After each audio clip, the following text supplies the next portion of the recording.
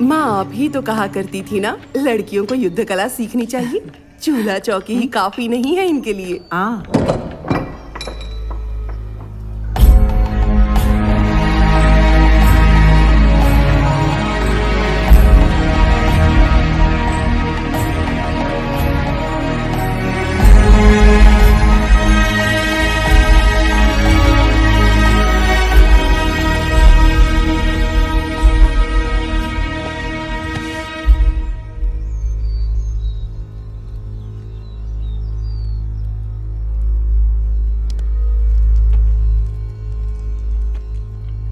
माँ, तिरमांदाम की देवी आकर मेरे पलंग में विराजमान हुई थी।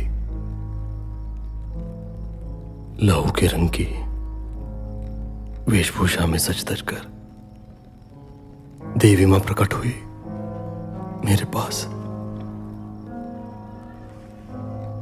हाथ में चमकती तलवार लिए मुझे दर्शन देके कहा कि मैं मामंग में सम्मिलित हो जाऊं। अब तो मुझे जाना ही होगा। हे माता, ये क्या सुन रही हूँ? मैंने 5 पुत्रों को जन्म दिया, किंतु केवल तुम ही जीवित हो।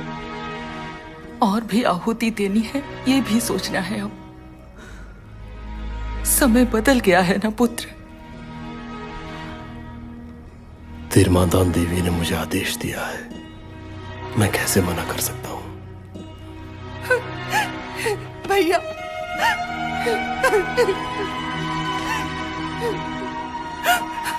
बड़े भाई से बढ़कर पिता समान हो तुम मेरे लिए। तुम चले गए तो माँ की देखरेख कौन करेगा? बच्चों को कौन पालेगा?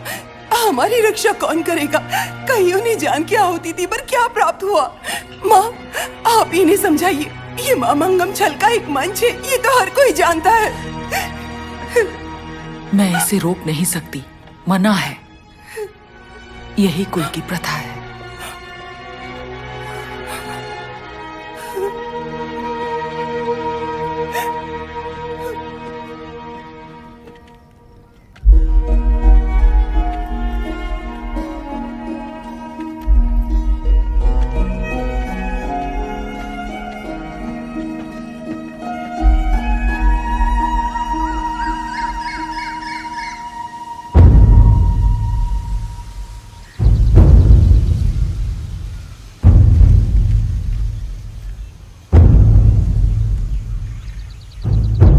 चंद्रोत परिवार के किसी सदस्य को ऐसा दर्शन मिला तो कोई क्या कर सकता है?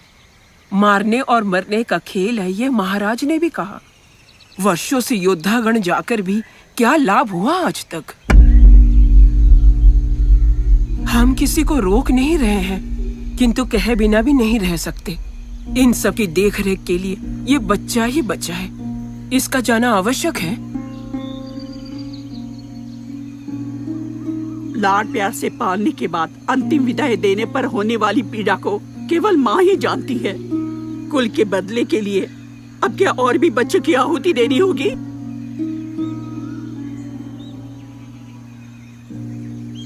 तब तो गुलामी का झंडा ही सही है। क्यों इस प्रकार की बात करते हुए लज्जा नहीं आई तुम्हें? माँ की ममता। वल्लवा राज्य के सम्मान की रक्षा नहीं कर सकते तो यहाँ की औरतें बच्चा पैदा ही क्यों करती हैं? अरे इतने वर्षों से तिरुमांगाम कुन्नील माता का आशीर्वाद लेकर तिरुनवय जाके मंच पर बैठे उस राक्षस का सर काट कर वेलातिरी को जिताने के लिए जीवन की आहुति देने वाले सब मूर्ख हैं। ये देश यदि जीवित है तो केवल उनके लहू का बदला लेने के लिए। उन्होंने वीर गति प्राप्त की इस देश के सम्मान को बनाए रखने के लिए। ऐसे मरना और मारना सौभाग्य की बात है। यदि सामुद्री को मार दिया तो वेल्लातिरी सम्राट बनेगा? मनुष्य का भय ही है जो उसे भयभीत करता है। वल्लवा राज्य में यदि केवल एक भी पुरुष जीवित है तो वो मामांगम के मैदान में बैठे उस सामुद्री का सर काट के या अपनी आहुति से अपने पूर्वजों का मान रखेगा। बंजारे गांव-गांव घूमकर किसकी वीर गाथाएं सुनाते हैं? गीतों में नाम आया तो फिर मृत्यु कैसे? वर्लुआ राज के वीरों के सिवा उछल कूद और कलाबाजी और कौन जानता है? गुलामी का जीवन बिताना नहीं, प्राणों की आहुति देना ही हमारी परंपरा है। आरंगवुड गांव का होने के नाते कभी अपना शीश नहीं झुकाया मैंने, सिवाय एक बार के। आशीर्वाद के साथ जाके देश को दगा देके देवी माँ को क्रोधित किया और कुल की मर्यादा को तोड़ के आत्मघाती योद्धाओं को बदनाम करने वाले के बारे में सोचता हूँ तो लज्जा आती है। उस दिन छल से हमें अपमानित करने वाले की संगत में क्या हम भी सम्मिलित हों? हमारा एक इतिहास है, उसे भुलाकर अपने पूर्वजों को छल कपट से मारने वाले उस दुष्ट के सामने सर झुकाकर कुल देवताओं और परंपराओं को भूल जाए। ऊपर से संपत्ति और प्रताप पुदुमना के पास अधिक है। वहला तिरी की सगी बहन है, ये केवल कहने की बात है। यदि निर्णय का अधिकार केवल उसके पास है तो लेने दो, मैं जाती हूँ यहाँ से। बैठिए। मांगड़ा से दूत उन्नीकोरन आया है। हम अपना निर्णय सुनाए उससे पहले महाराज ने क्या आज्ञा दी है ये भी तो जान ले।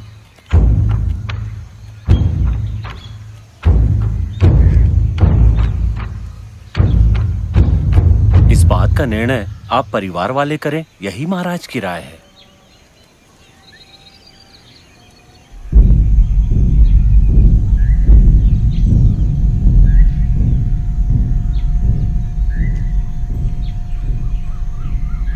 कुल की मर्यादा का मान रखना होगा और देवी माँ के आदेश को ठुकरा के देश को संकट में भी नहीं डाल सकते। इसलिए आत्मघाती योद्धा को भेजने का सारे परिवार वालों ने बैठकर निर्णय लिया है। ये महाराज को कह दीजिए उन्नीकोरन। उपहार की मुद्रा देने के अवसर पर महाराज, मंत्रीगण, हाथी घोड़े इत्यादि आएंगे मामा जी।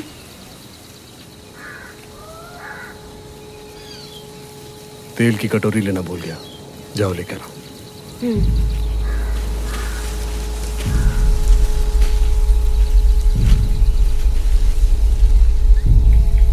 क्या बात है वल्ली? जजमान, बात यह है कि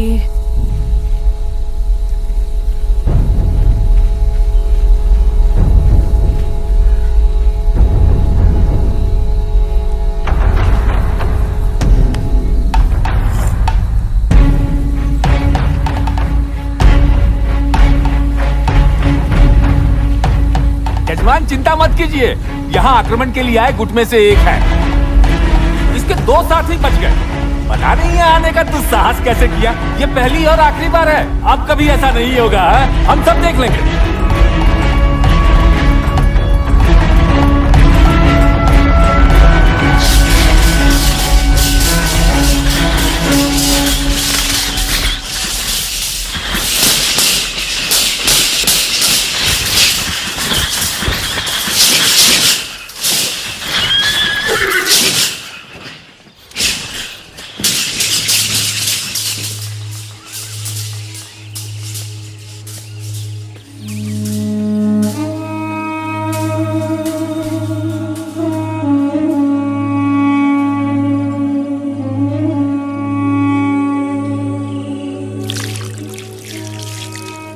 कोरिकोड से नौका में आने वाले हमारे राज के गिरोह को लूट कर मार दिया सामुद्री की सेना ने।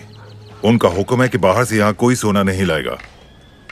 मैं अपने व्यापार का मामला पूरा करके लौट ही रहा था कि तब यहाँ की बातों का मुझे पता चला। ये जानने के बाद मुझसे रहा नहीं गया और मैं तुमसे मिलने चला आया।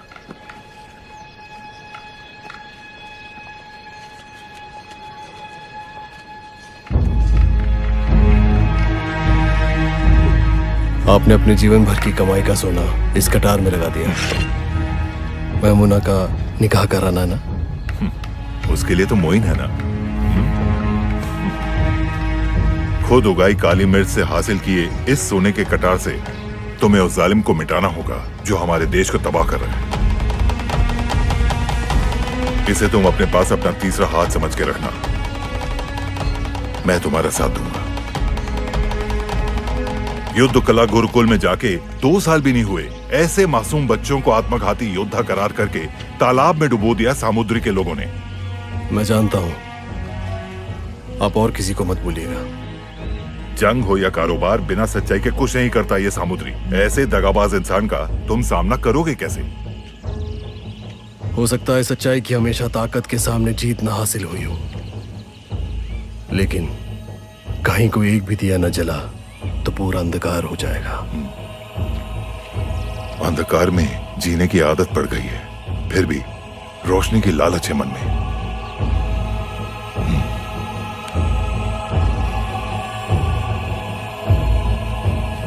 अपना हौसला बुलंद रखना, लोकगीतों में अपनी जगह बनाओ।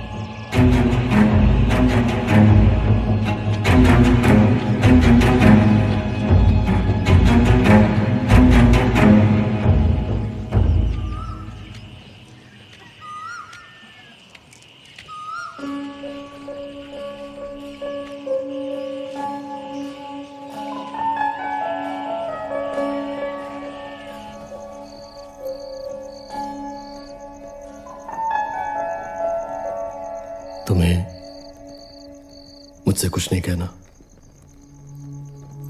देवी माँ का आदेश मिला है ना, जाना तो पड़ेगा ही। जीवन भर प्रार्थना करती आई कि ये दिन आए तो आंखों में नमी ना आए। केवल मेरी बात नहीं, विजय प्राप्ति के लिए तलवार उठाने वाले किसी भी योद्धा के लिए वल्लुवा राज्य की कोई भी स्त्री एक बूंद भी आंसू नहीं बहाएगी। यदि बहाए तो वो अग्नि वर्षा होगी।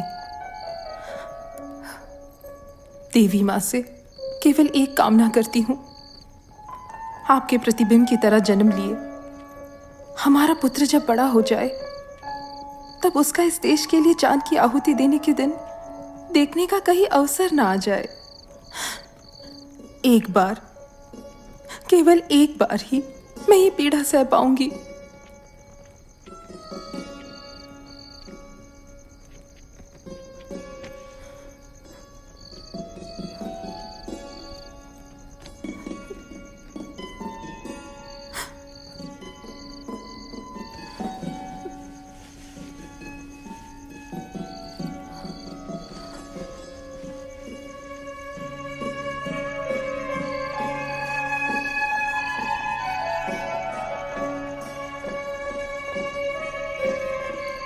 जब मैं यहां से प्रस्थान करूंगा तो रास्ते के अंधकार को तुम्हें ही दीपक बन के मिटाना होगा।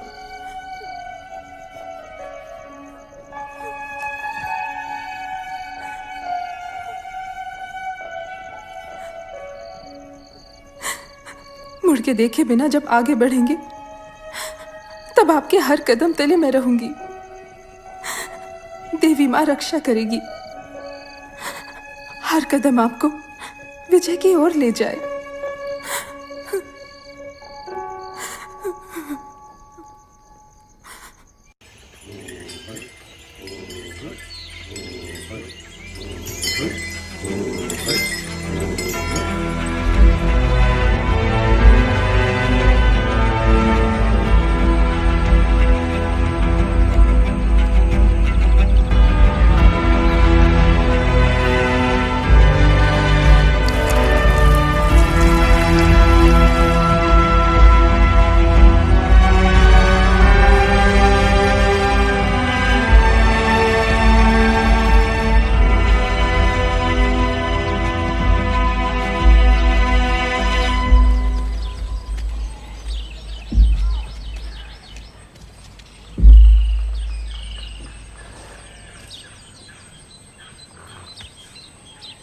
महामहिम राजा की ओर से उपहार की मुद्राएं स्वीकार कीजिए। महामहिम काफी व्याकुल है, इसीलिए प्रस्थान का उत्सव नहीं मनाएंगे कहा। वैसे भी प्रस्थान की बात गुप्त रखनी होगी। चारों ओर शत्रु के गुप्तचर हैं, ध्यान रखिएगा। बाकी की रीति रिवाजों में कोई कमी ना रहे, ये भी उनका आदेश है।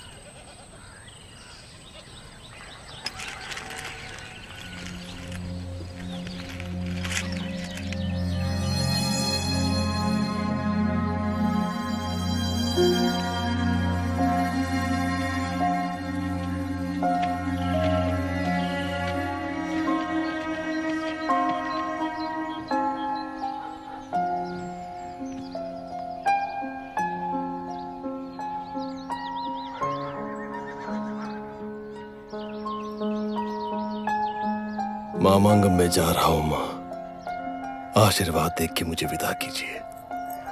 लौट कर ना भी आया तो पुत्र होने के नाते